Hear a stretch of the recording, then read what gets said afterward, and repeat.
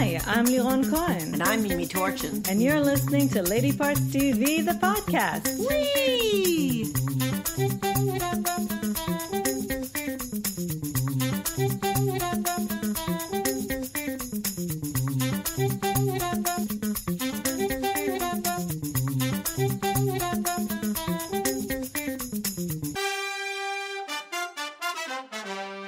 Hi, everyone. Hello. How are you all doing? We hope you're all staying safe and well and keeping your anxiety levels low. And watching lots of television and streaming. Which we are usually here to help with. Yes. In fact, we're always here to help with. Always.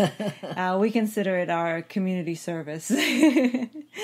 All right, let's start with the stats. We tallied 27 primetime shows. We actually watched more than that, but they were not new. And we might tell you about that show next time we talk.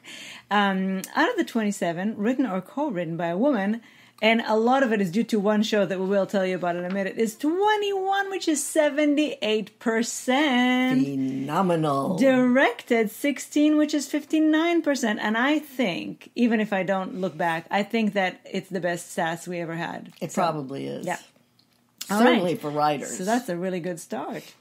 We're going to start by telling you about a new show that should be of interest to you. It's called Hightown. Now, it premieres on Starz Sunday, May 17th, right? So you will have to get Starz. The good news is if you already have Hulu, you can get Starz for 3 months for $5.99 a month, which is a sale price for 3 months. So you could get, I'm pretty sure this show will not last longer than 3 months, and you can always just get it in binge. Or wait a while and then get it Wait in a binge. while, do the free trial or something in binge, yeah. But I resent Starz, by the way, because they always used to be a part of my packages, always. No, Showtime and HBO. Right, and now they're a part of no packages, and I believe that's because of Outlander. Well, Outlander's not going to last that much longer, I don't think. Anyway, well, and now Peacock and HBO Max, and they're all starting. Anyway, Hightown, the new show starring Monica Raymond from Chicago Fire. Chicago Fire. Chicago Fire. The show was created by Rebecca Perry Cutter. And really, mostly who you will know is Monica Raymond. I know James Badgedale. I've seen him before. And there are other people who pop up who you will know as well. Yeah, but she carries the show. Mm-hmm. She carries the show on her shoulders. And we watched only the first episode, but let me tell you, that first episode... Oh my God. Is all really lying on her shoulders. And when I say that, it's because it lies heavily on her shoulders. Heavily. And it was almost too heavy on me. It was exhausting to us because she's a drug addict, alcoholic. She drinks and takes drugs and she all day long. parties constantly. And she is a cop of sorts. She's like a marine enforcement, something or other. Yeah, they check on the size of lobsters, fishing, and catches, and stuff. Yeah. But and it takes time. It takes place in Provincetown. Mm-hmm. It's extremely gay. She's a Gold Star lesbian, as she tells us right off the bat. And the whole gay scene in Provincetown. The thing about Provincetown is that most people who come there come for a week or whatever, and they party, and she parties with them, except she lives there. Yes, I can't. Several times they say, "Where are you from?" And she says, "Oh, I live here." And they say, "Oh, okay," Right. But the good thing is that and this is part of the premise, so we're not giving anything away. The episode does end in her trying to become sober, and so hopefully, because really we were almost physically ill by the end of the episode. You can't watch that much abuse, especially if you've ever been drunk. If you've ever taken a drug, although I hardly ever did, but still, you know what toll that takes on you. And the amount that she abuses. And she does it to function. She doesn't do it to get high. Yeah, she wakes up in the morning, she grabs a beer out of the refrigerator, as do many functioning alcoholics. Right. But at the end of the episode, she does start on the path to sobriety, and that is the premise, which she gets involved with a murder investigation. And so trying to keep her sobriety while getting entangled in that is where the show is going to go. And it's very compelling, even though it's very dark, very kind of grim, and again, hard to bear. But it sometimes. is in a beautiful place, and sometimes very gay. Sometimes you do get the advantage of seeing the scenery. Provincetown is beautiful. It's at the tip of Cape Cod, and it's very, very gorgeous. It's practically our backyard. And there are lesbian sex scenes. This is Starz, and they can do that as opposed to Tommy, CBS. Fuck you, CBS. So yeah, Hightown, premiering on Stars this coming Sunday, and we recommend you check it out for sure. Now, as usually falls to me, the sci-fi. Although I enjoy it quite a bit too. Yes, you like this. It's, again, very, very dark. Now, some of you may have seen the movie or Which read the graphic novel. If you're French. It's Snowpiercer. And I can't believe that it wouldn't have been translated. Probably. But anyway, Snowpiercer, the movie, was directed by the now Academy Award winger. I can't talk today. Bong Joon-ho. If you don't know, that's the director of Parasite. And many other terrific movies. Yes, but of recent fame. Right. And it was a great movie. I remember it was really exciting. And it's Tilda such a Swinton. fantastic premise, which is the world has frozen over. What happened is climate change. It was getting hot. Everything was dying. So scientists tried to figure out a way to bring down the temperature of the Earth, and it went terribly wrong. They overcompensated, right, and everything is frozen. Just the end. And some rich person, some corporation managed to put together this 1,001 car train that's like an ark. They call it the Ark sometimes, and only the rich and the moderately rich were really supposed to be. You had to buy your ticket on it, and as you will see, there's a big riot as the train is getting ready to go, and a lot of people who couldn't afford to, the poor people, the less people who couldn't buy a ticket, get on, and they're called the tailies. They live at the tail of the train, and their conditions are awful. Whereas the rest of the train lives in much luxury. Unbelievable. I mean, they managed Even to the create... third class is not too bad, but when you see first class, it's like, this is despicably. Yeah, and they managed to have agriculture and even a meat industry on the train. Yeah. And it all relies on the train never stopping, because that's how they manufacture electricity, and they keep the heat going and other things. And so that's... And it's a very fine balance, and it stars Jennifer Connolly, who is very, very important. She functions as... the representative of the corporation that right. owns the train. Daveed Diggs from Hamilton and other things. I think he's Allison Wright, who you will remember and no doubt love as Martha from The Americans. Mickey Sumner, who is Sting and Trudy Styler's daughter. And she does look a little bit like her father, which is, anyway, not that great for a girl. But anyway, though, it's we forgot to actually mention... Katie McGinnis, who was in... she was in... Hunters. Right. Now, the most important thing that I don't know that we for sure mentioned is that this is a new series, yes, television series this is on TNT. Series on TNT, so you will be able to watch it if you have. You'll just be able to watch it. Right. It's also premiering this Sunday, May 17th, and we watched the first 2 episodes. It is bleak. There's a lot of violence. There are things that happen that you cannot believe, but it is fascinating, and it is compelling drama. It is very well acted. It's already been renewed for a second season, even before it aired. Yeah, and then I think we're not sure that this was in the original movie, but there's a murder mystery that will propel the serial nature forward, of the right.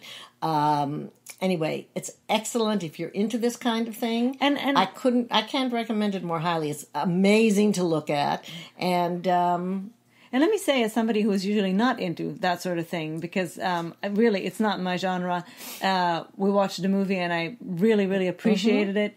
I can't say that I enjoy something like this because it's not very enjoyable. Well, and it's apocalyptic. Exactly. And I find that these days, especially, I have a much lowered threshold for bleak things. For example, we just... watched the first episode of This Much I Know Is True. Oh, my God. And it was just so depressing that I just couldn't take it. But this is interesting enough. And again, kind of, even though it's too realistic in some ways, it's also far enough removed from reality that you can just kind of get into it and not feel too much anxiety. Not far enough not as far enough as I would like it to removed be. as I would like it to be. Yeah. Exactly. Yeah, and Jennifer Connolly is wonderful. Wonderful. And she hasn't changed much at all either. yeah, and it's a very high production. Good. It's very good. Everybody is good. Yeah. The production values are superb. Yeah, so we recommend it. Snowpiercer premiering on TNT Sunday, May 17th. Be aware, it is not for the faint of heart. Right. Check out the first episode. If it's too much for you, switch to one of the Broadway tributes online. Exactly. So, we have to talk about this because it was so innovative, it was so creative, and so impressive, I thought. The virtual... Did you scare yourself, Lola? Lola just scared herself, which she does often. She's a funny and it's quite entertaining. Her tail is all puffy. It's quite entertaining. You know, Lola is a baby. She's really about it. In a humongous body. A year old, and she's gargantuan. She's not completely aware of her own size. Exactly. And she still behaves like she's a little kitten sometimes, but she's not. She is not. So the season finale of All Rise was apparently the last, the only episode that they didn't manage to shoot before everybody went into lockdown, and you know, some of the series, like Grey's Anatomy, for example, just stopped where they ended. And of course, with a show like Grey's Anatomy, what can you do? You have to stop. Right. But and, All Rise, The Good Fight is going to do that. They also had to postpone a week while they caught up with their right. But they are going to have a shorter world. season, and I'm sure that they didn't have a chance to wrap things up in any way that would give us any satisfaction. But you know, what can you do? But All Rise, since they I guess only had one episode, and since the show kind of lends itself to the format in a very, very creative way, they did something really spectacular. They did a virtual episode, and when we started it, you know, and we saw that everybody was in their respective houses, we thought, you know, how long can you do? Okay, I'm going to do yoga with you on Zoom, and I'm going to... But then they took it to the next level, and what they did was actually extremely relevant. Because, as you may know, the justice system is also struggling with quarantine, and first of all, the prisons are, you know, infested with COVID-19, and you can't gather a jury, you can't hold, trials, and since this is a show that's all about it's a courtroom drama. Starring the wonderful, wonderful Simone Missick. I love her. And Ruthie Ann Miles, who just had her baby, and we're so happy. They decided to do a virtual trial, like virtually inside the virtual episode. And it to me, it was two things that it did that was really special. First of all, they showed where possibly the justice system could go assuming that this lasts enough time that people should not just be held in prison or in jail in limbo until they manage to do their trial. The courts back, right? As long as their last name is not Manafort. Right, they do, exactly. Well, Manafort was already convicted. I know, but guess what? He's the only person released from his prison, isn't it? Anyway, and the second thing that they did, which is show other television shows what can be something that they could do as a temporary fix, since nobody knows when in-person productions might actually be able to resume. However, interesting thing from Australia, the long-lasting soap opera Neighbours is actually trying to resume production, keeping social distancing, not allowing people to obviously have love scenes or kisses or hold hands or anything like that, but still have a show. Yes, and Tyler Perry Studios is open, and they're going to be trying some of the same things. We shall see. Yeah. But I would love it. I would love if there's a way to not if it costs lives. Of course not. So we just need to, it's really amazing to see how innovative people are, especially people in entertainment who are creative and who are doing a lot of this stuff, oftentimes without being paid. Oh, they're all not being paid. I mean, I'm sure the people from All Rise were, because it was part of their contract. Right. But they do it for charity. Right. And we're seeing the creme de la creme of entertainment, Broadway. We were just talking about how we put on our calendar the things that virtual events. Normally our calendar will be, okay, we're going to the theater today, we're going, and this time it's like, okay, so Westworld on Paley. I put that actually on my calendar so I don't forget it, because maybe they can tell me what the fuck the series is about this season. But anyway. So we just really, really have to give them a big applause to All Rise. They did a great job with this. We were very, very involved. It worked. It really worked. And I don't think I could watch a whole season like this. But every now and then, an episode here, an episode there, and I'm happy to say the series CBS did renew for a second season. Yes. It practically renewed everything except for Tommy. So yeah, good on you, All Rise. Very, very impressive. Okay. Now, before we talk about these two spoiler next things, alerts. Right, we have to give you spoiler alerts. The first thing we'll talk about is the series finale of Homeland. If you're not caught up, please be mindful. And after that, we're going to talk about the second season of Dead to Me. So if you are not caught up with that, stop here. But if you are caught up, maybe just fast forward through Homeland and get to we watched the whole. Which I think many people have, by the way. I've seen a lot. It's only a half an hour each episode, but we watched the whole thing in 2 days? Pretty much. Yeah. 3 days. And there were so many things we wanted to watch, and we'd get to the end of one episode of Dead to Me and go, next! Right. So just a spoiler alert for the next 2 segments, but we'll start with the series finale of Homeland, which I know has been, a couple of weeks already, but we haven't talked about it, and it deserves to be talked about. So as you know or don't know, Homeland is based on an Israeli show called Prisoners of War, and which is an entirely different kettle of fish. Is that it didn't start off so different, but the focus of the series was very different. And by the way, if you haven't seen it, I think it's on magnificent. Hulu. Highly recommend it. Absolutely, very very different. Only 2 seasons. The Israelis do television quite brilliantly. And this last episode of the series is also called Prisoners of War, and very fitting. It's a fitting. It's well, first of all, it's an homage to the original show. And in a roundabout way, it is very fitting to the characters. Well, I think metaphorically they are both. This is Claire Danes, Carrie Matheson, and Mandy Patinkin, Saul Berenson, and they are the couple in the center of. Even though they're not a romantic couple, but they are the couple in the center of this. And very fittingly, the last episode was all about their relationship. I mean, there were many things going on, but it was about how do you get, when you have a different viewpoint of how to do something, how do you stay loyal to each other? But I do want to just wrap up this little point about Prisoners of War, that I think that the last episode showed very well how they're both really, in their soul, prisoners of war, because they devote against terror. Right, they've devoted their lives, everything that they are. Yes, they lost marriages. She never sees her child. He almost lost his life. Yes, and so did Carrie. Right. Carrie was in a Russian prison for last season for a long time. She was literally a prisoner of war. Literally a prisoner of war. Yeah, but I think even just spiritually, mentally, psychologically, this is their life, and that's what they're devoted to. So I think it was actually a very fitting title for the episode. So this, again, it was very much Claire Danes and Mandy Patinkin, and also the wonderful Costa Ronan, who you will remember as Alexei. I don't think that was his name. Wasn't his name. No, we keep calling him Alexei. I don't know. Alexei. Anyway, he was in the Americans. He was in the Americans, and he was the good Russian. He always seems to play kind of on both sides, because he just has that quality about him that you have to like. Yes. So he can't be completely a villain, evil, right? But at the same time, he can be tricky. Yes. So, yes, and he's he loyal uses that to charm to his. Yes, he's loyal to his government, but yet he is a human being. Right.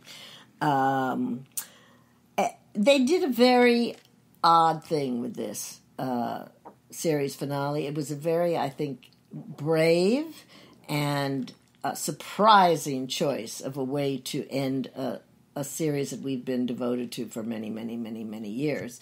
At first, I thought I hated what was happening. I really did. I was kind of enraged. I didn't know exactly where it was going, but where it seemed to be going was something I just couldn't abide. Well, and it was and to pit them against each other in the very final episode, a very big betrayal. But what you learn at the end of the episode, with a little bit of time to go, is it works out. And Carrie pays an interesting price for what she has done. Although under the circumstances, you kind of think, well, it's actually it makes sense, because she couldn't go back to the U.S.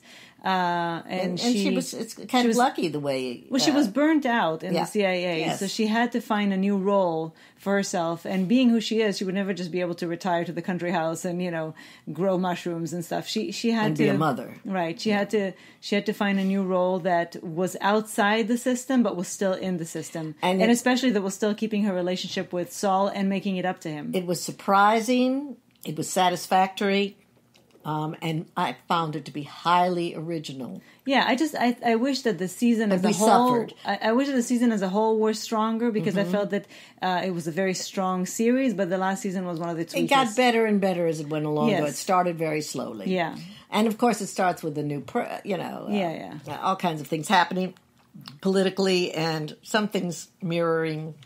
Again, it always mirrors our own lives politically. And this too, by the way, the threat from Russia, the hackers, the interference with our democracy, all that stuff. So all in all, it was a very, very original finale, I thought. And finales are so hard to so hard to do. This was a very this at the end of the finale was especially satisfying. Right. Yeah, I loved it. So don't if you start to watch it and you go, don't give up. Keep watching. It's interesting. It's worth it. Now, season 2 of Dead to Me is right now on Netflix, and it's created by Liz Feldman and starring the delightful Christina Applegate and Linda Cardellini, both of whom are, have made it around September when we do our Lady Parts TV awards. They definitely will have to be on the list because they're just both phenomenal. Natalie Morales joins this season in a surprise turn, and Diana Maria Riva, who is the detective, gets to do a lot more and show a lot more colors. Excellent. Yeah, and you go on an interesting journey with her, and you'll enjoy it. You go on an interesting journey with everybody. Right, and so since we did give a spoiler alert, I feel that we can talk freely about what happens. And first of all, what I have to say, is what I want to say about the series in general is that, it's kind of a crazy premise, and the second season makes it even twistier. Crazier. And the finale makes it even triply twistier. But since all of that stuff is just there to really drive the narrative, what really is the heart of the show is the relationship between the two women. And it's Jen and Judy. It's so funny and clever, and I love the way it's written. And it's kind of heartwarming. It is. There's a lot of love. Sweet and lovely. There's a lot of darkness. Yeah. And really... And they really managed to mix that dark and funny together very seamlessly. Yes. I don't know really how they kept that balance, because... Very good writing and very good acting. Terrible things that you managed to forgive them for. Yeah, that's, I think, why this show is so commendable, because it really does manage to hit this balance very brilliantly. And of course, the acting is so great. But the first episode, the girls are in bed. The girls, by the girls, we mean Linda, Judy and Jen. Yeah, Judy and Jen. The girls are in bed, and they're watching Facts of Life. I thought they were on the sofa, but that's all right. No, they were in bed. They oftentimes sleep in the same bed. And they were watching Facts of Life. Most specifically, they were watching Joe and Blair. And anybody who knows Facts of Life knows that Joe is, who we all thought always was a lesbian. And personally, I think we all thought that she had a kind of a loving secret crush on Blair. And when we saw that, I thought, wait a minute, are they trying to tell us that they're going to lead them down the path of a lesbian relationship? Because there were a lot of I love yous. A lot of sleeping in bed together, a lot of holding hands. A lot of hints, a lot of things that would make you suspect that this is the direction, this is how they would end up after their misadventures with men. Well, and especially because they were the only two people who really understood each other. And knew each other's secrets. Yes. And so their level of intimacy was really more, and their relationships were not that great before that with men. Anyway, though, then it kind of takes a turn to the, but Judy still ends up having a lesbian relationship with Michelle. She actually does have a lesbian relationship. And there's absolutely nothing, they don't talk about, there's not a coming out.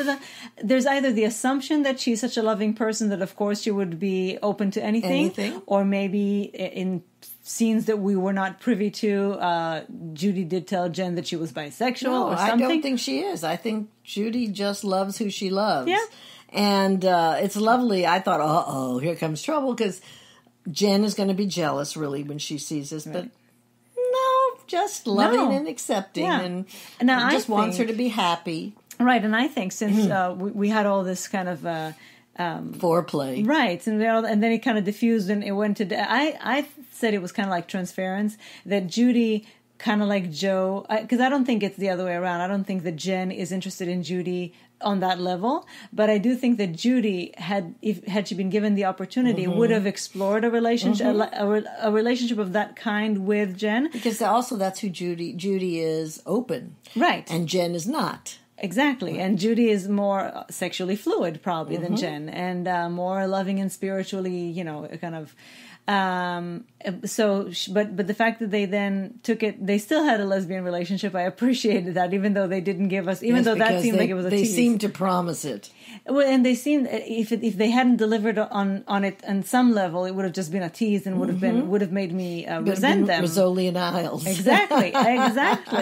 But the relationship between them is so beautiful. Complex, too. It doesn't have to be, physical, because they live together. They thrive as a couple that runs a household together. They love each other. They're loyal to each other. Yeah. They take care of each other. It's really, really beautiful. And that is, again, at the heart of, no matter what craziness happens around and how many people end up being, killed. And they also managed to do so many, there's also a lot of like a riddle wrapped in something wrapped in a conundrum, because there are so many little twists and turns within the twists and turns that keeps coming back on itself. It's really quite and they managed to make it work. They make it work. They make it believable. Yeah. So even though the show has not officially been renewed for season 3, it has set up a third season for sure in the finale. I can't believe that they wouldn't renew. No, it's so very popular. Yeah. I'm sure they will. As soon as people know when they can actually work again. Frances Conroy has a very good turn in this and even season. Katie Segal. Katie Segal. Oh my god. Oh yeah. I really, really, really, really enjoyed it. It was just like a treat. It was delicious to eat it. And yeah, it had a little bitter chocolate in the middle of it, but it was still like a treat. It's okay. Anyway, Dead to Me season 2 on Netflix right now, and if you stuck around, then you probably have watched it already, because we just gave you a ton of spoilers. Yeah. Anyway, so that's our podcast for this week. We have nothing but great stuff. Yeah, and we have lots more coming, because finally movie people realized there was no point in holding on to their movies, because movie theaters are not going to reopen anytime soon, and they're releasing them digitally. So we'll have more to tell you about very soon. A lot more. Yeah. So we'll be well. We'll talk soon. Thank you for joining us. Stay healthy, social distancing, wear your masks. I know, shut up. We've heard it enough. And watch lots of television and movies. Yes. Okay. Bye. Talk to you soon. Bye-bye.